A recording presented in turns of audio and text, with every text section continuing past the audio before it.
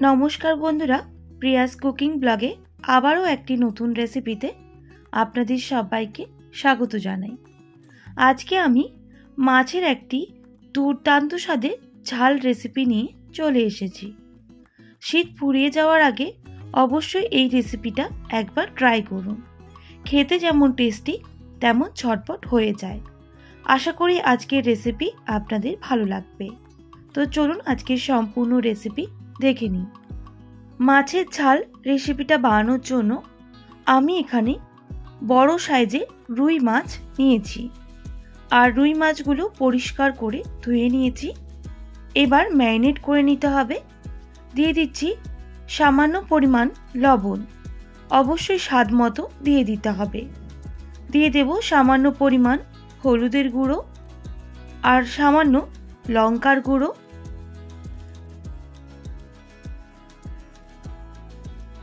আর সামান্য সর্ষের তেল দিয়ে দিতে হবে।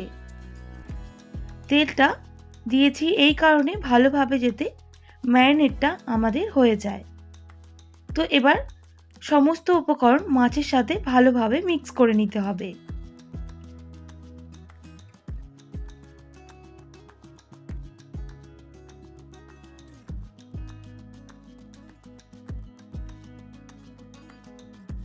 উপকরণগুলো মিক্স করার পর আমি প্রায় 5 মিনিট মতো রেস্টে রেখে দেব। এদিকে একটা মশলা পেস্ট করে নিতে হবে। এর জন্য মিক্সিং জারে নিয়ে নিচ্ছি 7 থেকে 8টা রসুনের কোয়া, 3 থেকে 4টা আদার টুকরো, আর নিয়ে নিয়েছি ধনে পাতা। আমি একটু বেশি পরিমাণ করে ধনে পাতাটা নেব। আর নিয়ে নিয়েছি পেঁয়াজ কলি, আর লাগছে কাঁচা লঙ্কা। অবশ্যই ঝালটা আপনারা কম বেশি করে নেবেন। আমি এখানে একটা কাঁচা লঙ্কারই ব্যবহার করছি। এরপর এর একটা মিহি পেস্ট করে নিতে হবে। এরপর একটা কড়াই বসিয়ে দিতে হবে। দিয়ে দিলাম সর্ষের তেল।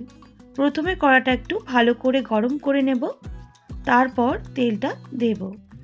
তেলটা অবশ্যই ভালো করে গরম করে নিতে হবে, যেহেতু আমি মাছগুলো ভাজবো।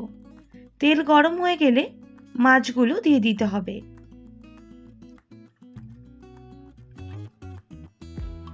এবার উল্টে পাল্টে মাছগুলোকে ভেজে নিতে হবে।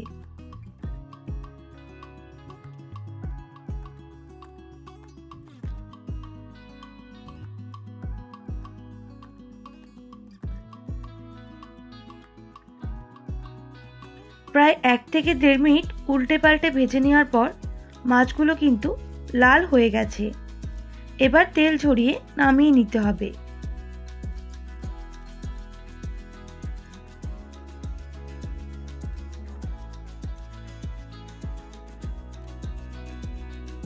এবার ওই তেলের মধ্যে আমি দিয়ে দেব সামান্য পরিমাণ দারুচিনি, আর লাগছে গোটা জিরা।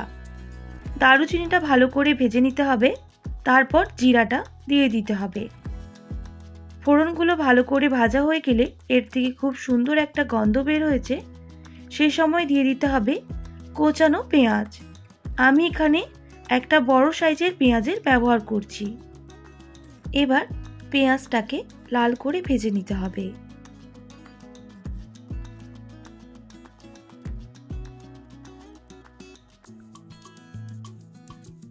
তো দেখুন বন্ধুরা, বেশ কিছুক্ষণ ভেজে নেওয়ার পর পেঁয়াজের কালার কিন্তু চেঞ্জ হয়ে এসেছে। পেঁয়াজ ভাজা হয়ে গেলে বেটে রাখা মশলাটা অ্যাড করে দিতে হবে।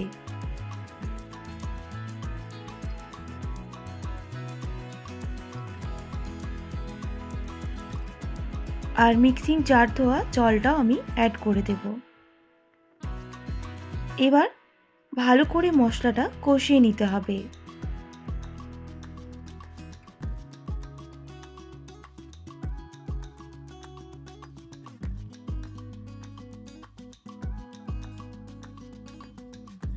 বেশ কিছুক্ষণ মশলাটা কষিয়ে নেওয়ার পর আমি দিয়ে দেব স্বাদ মতো লবণ, সামান্য পরিমাণ হলুদের গুঁড়ো, সামান্য ঝাল লঙ্কার গুঁড়ো,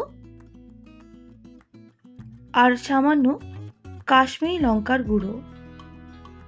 অবশ্যই আপনারা এটা স্কিপ করতে পারেন, তবে লঙ্কা গুঁড়োটা কালারের জন্য ব্যবহার করছি। এবার সমস্ত উপকরণ ভালো করে মিক্স করে নিতে হবে আর কষিয়ে নিতে হবে। আমি গ্যাসের ফ্লেমটা মিডিয়ামে করে মশলাটা কষিয়ে নেব।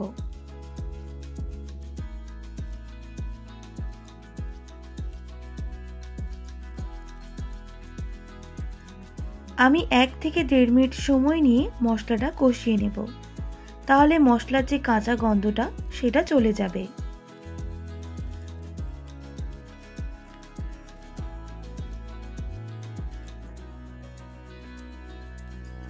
আরও বেশ কিছুক্ষণ মশলা কষিয়ে নেওয়ার জন্য মশলা থেকে কিন্তু অলরেডি তেল ছাড়া শুরু করে দিয়েছে।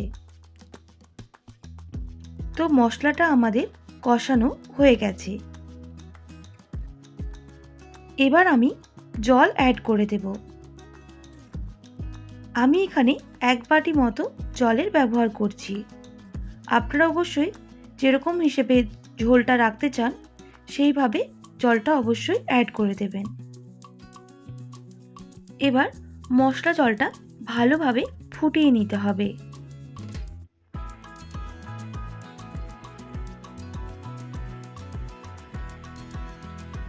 আমি প্রায় 1 মিনিট মতো এইভাবে ফুটিয়ে নেব।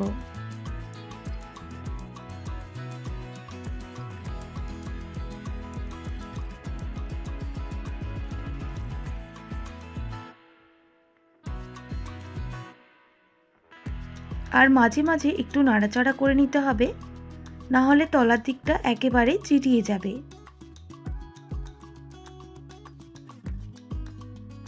তো বন্ধুরা, জলটা ফুটে কতটা কমে এসেছে সেটা আপনারা দেখতেই পাচ্ছেন। এবার আমি মাছগুলো অ্যাড করে দেব।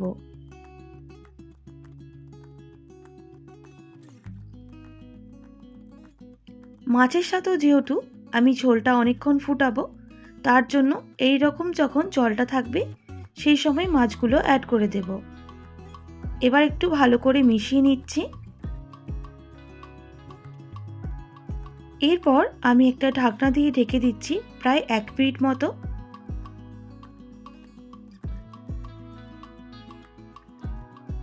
এক মিনিট পর ফিরে এলাম। এবার ঢাকনাটা সরিয়ে নিতে হবে আর একটু নাড়াচাড়া করে নেব।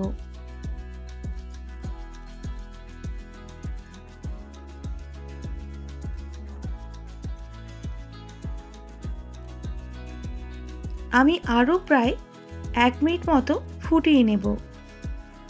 তো দেখুন বন্ধুরা, আমাদের কিন্তু জলটা কতটা কমে এসেছে আর মাছের রেসিপি কিন্তু একেবারে রেডি হয়ে এসেছে। সবশেষে দিয়ে দেব সামান্য পরিমাণ চিনি। স্বাদের জন্য অবশ্যই চিনিটা আপনারা ব্যবহার করবেন, না চাইলেও আপনারা যদি মনে করেন স্কিপ করবেন তাতেও কোনো অসুবিধা নেই। সামান্য পরিমাণ গরম মশলা দিয়ে দিলাম। এবার ভালো করে একটু মিক্স করে নেব।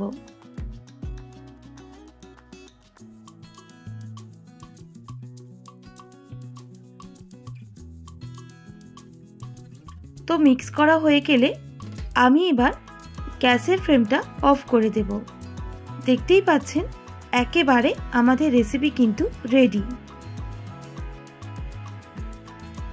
এবার আমি নামিয়ে নিচ্ছি। ধনেপাতা দিয়ে রুই মাছের ঝাল দেখতে কতটা সুন্দর হয়েছে আর লোভনীয় হয়েছে। গরম ভাতের সাথে কিন্তু অসাধারণ লাগবে। শীতকালে এই রকম যদি একটা রেসিপি হয়, এক নিমেষেই 1 থালা ভাত শেষ হয়ে যাবে। খেতে যেমনই সুস্বাদু হয় তেমনি বানানো খুবই সহজ। তো শীত ফুরিয়ে যাওয়ার আগে একবার অবশ্যই এই রেসিপিটা ট্রাই করুন, আর কেমন লাগলো অবশ্যই আমাকে কমেন্ট করে জানাতে একেবারেই ভুলবেন না।